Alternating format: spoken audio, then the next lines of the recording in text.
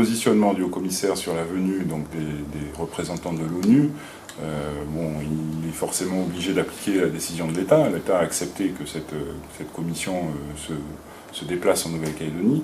Ce que l'on sait, c'est qu'elle se déplacera après les commissions administratives spéciales, les commissions de la liste électorale.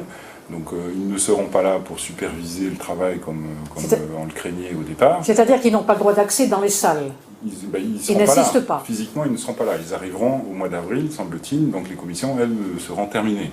Donc ils seront plutôt là au moment des élections, éventuellement, à proprement parler. Donc je pense que c'est plus une démarche de visite et diplomatique où ils vérifient que la loi française s'applique et qu'elle respecte les droits de l'homme comme ça a toujours été le cas. Cela dit, ce ne sont pas n'importe quels membres de l'ONU qui viennent.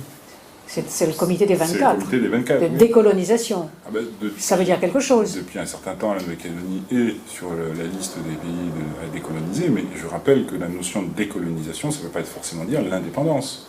La décolonisation, c'est le choix du peuple concerné à aller dans un sens ou dans un autre. Et en l'occurrence, le peuple concerné peut très bien décider de rester attaché à une grande nation, ce qui est notre espoir. C'est pour ça que nous nous battons en politique au rassemblement, de rester rattaché donc à la France, de faire partie intégrante de la République française.